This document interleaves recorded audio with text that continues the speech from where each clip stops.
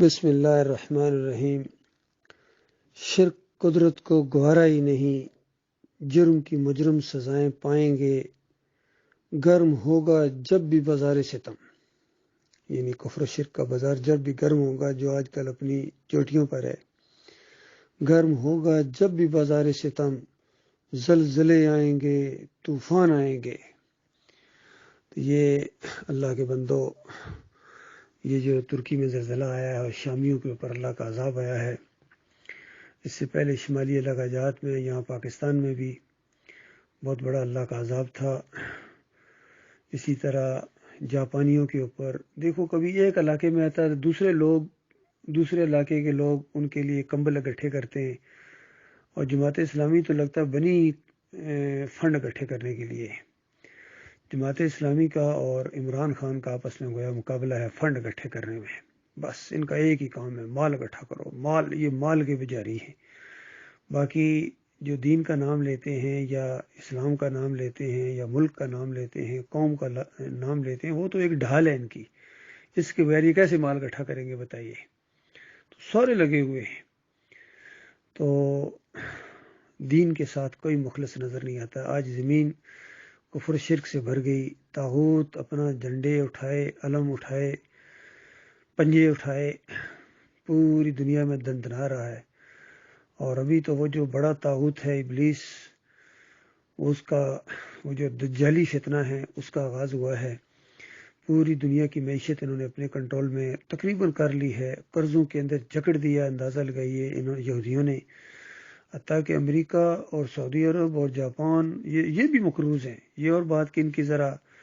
تھوڑی سی وہ دوسرے انداز سے ان کے اوپر اتنا ہاتھ نہیں ڈالا جاتا ہے، اور جو بہت ہی یہ جو مسلمان ہیں خاص کر، ان کو زیادہ ذلیل و خوار کیا جاتا ہے،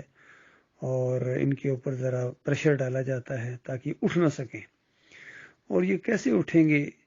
جبکہ یہ اپنے دین کو، اپنی منزل کو بالکل بھول چکے ہیں کہ یہ کیوں پیدا کیے گئے تھے، پیدا کرنے والا کون ہے، کیوں پیدا کیا اس نے، یہ ہوائیں کیوں چل رہی ہیں، بارشیں کیوں برس رہی ہیں،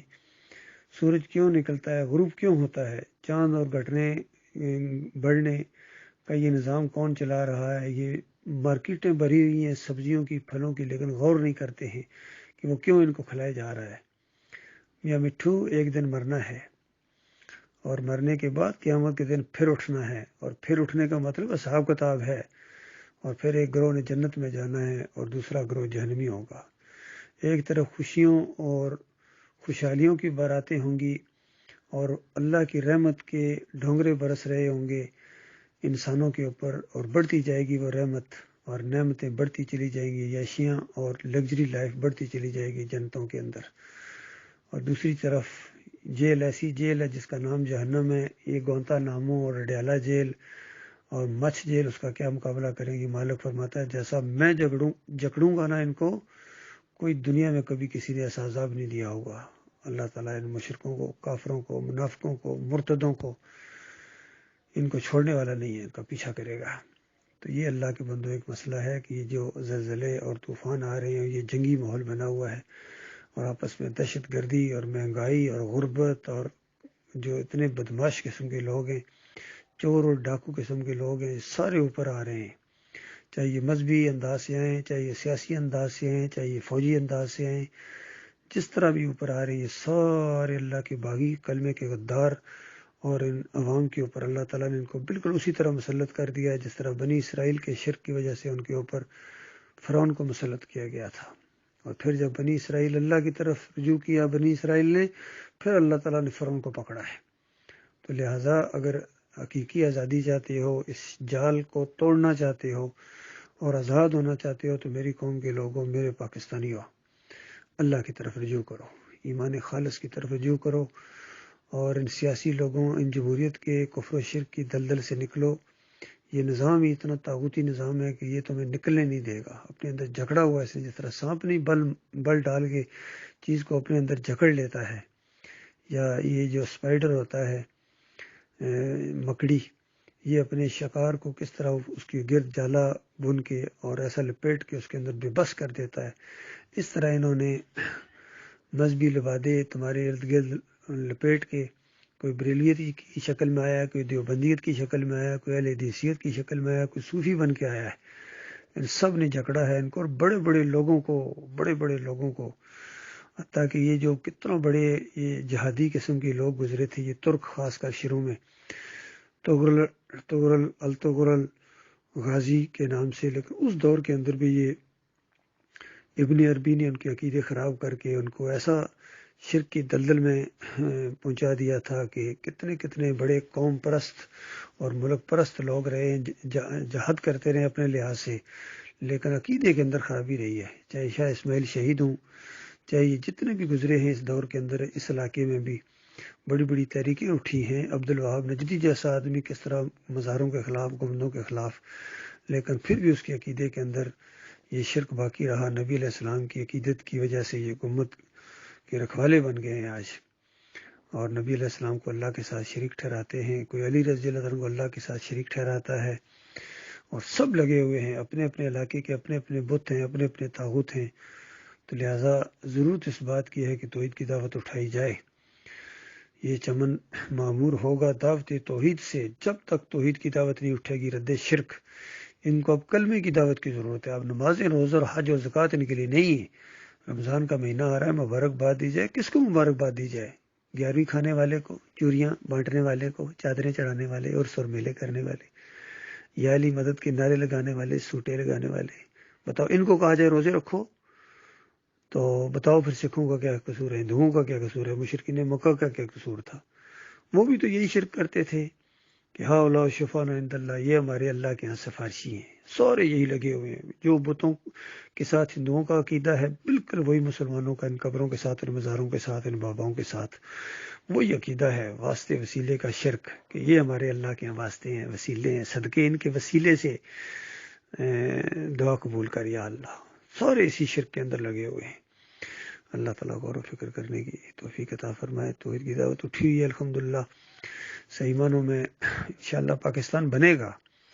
ابھی پاکستان کا بننا باقی ہے۔ پاکستان، پاک سرزمین شاد باد، پاک سرزمین اس وقت ہوگی جب آخری مزار گرے گا یہاں سے، آخری تعویذ گنڈا کرنے والا، اور یہ پیر صاحب یا تو ان کو پکڑ کے ان کو جیلوں میں ڈالا جائے گا، یہ سمندروں میں چھلانگ لگا دیں گے۔ جب یہ گند ادھر سے ہٹے گا، گندگی ہٹے گی، جمہوریت کا گندا مشرکانہ نظام ہٹے گا، پھر اسلام کا دورہ ہوگا انشاءاللہ، اور یہ وقت آنا ہی آنا ہے۔ اس کی پیشن گوئی بھی کی جا چکی ہے۔ قیامت اس وقت تک قائم نہیں ہو سکتی جب تک اس زمین کے اوپر پوری زمین کو جب تک پاکستان نہیں بنایا جاتا ہے، پاک سرزمین، یعنی پوری زمین کو پاک کیا جائے گا، شرک اور کفر سے سلیب کو توڑ دیا جائے گا، اور یہ مزار اور یہ سارے بت پرستی کا خاتمہ ہو جائے گا، اور جنت والا وہ ماحول 7 سال کے لیے مسلم کی روایت کے اندر آتا ہے، یہاں زمین کے اوپر یہ آسمان دیکھے گا، اور اس کے بعد پھر آہستہ آہستہ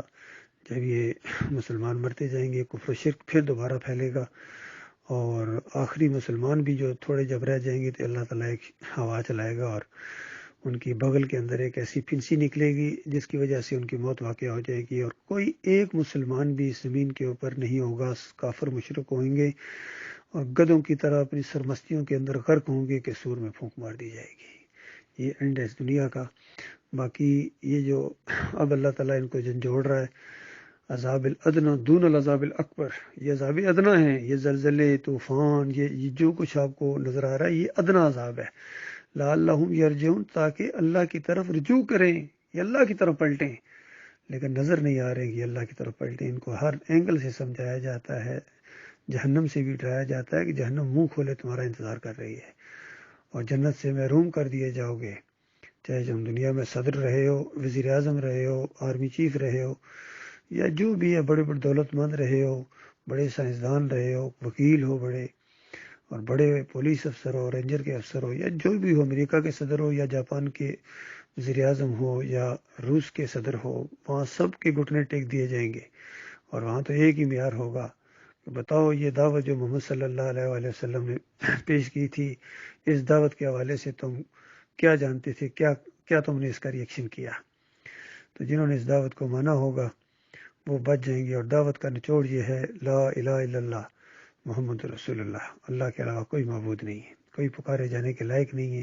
کوئی نظر و نیاز کے لائق نہیں ہے، واسطے وسیلے کے لائق نہیں ہے، رکوع اور سجدے کے لائق نہیں ہے، اور کوئی بھی اس لائق نہیں ہے کہ اس کو پکارا جائے، اس پر توکل اور بھروسہ کیا جائے سوائے اللہ کے۔ یہ ہے اللہ کا دین اور محمد صلی اللہ علیہ وآلہ وسلم کا طریقہ، یہ کام آئے گا۔ باقی سب چیزیں فراڈ ہے، جھوٹ ہے، بکواس ہے، اور اللہ کی غضب کو دعوت دینے والا انداز ہے۔ تو جب تک یہ شرک کو نہیں چھوڑیں گے، یہ اللہ کے عذاب بدلی ہو کے ان کے سامنے آ رہے ہیں، ایک کے کبھی ایک علاقے میں، کبھی دوسرے علاقے میں، کبھی ایک انداز سے۔ ابھی یہ کرونا، یہ بھی عذاب تھا اللہ کا،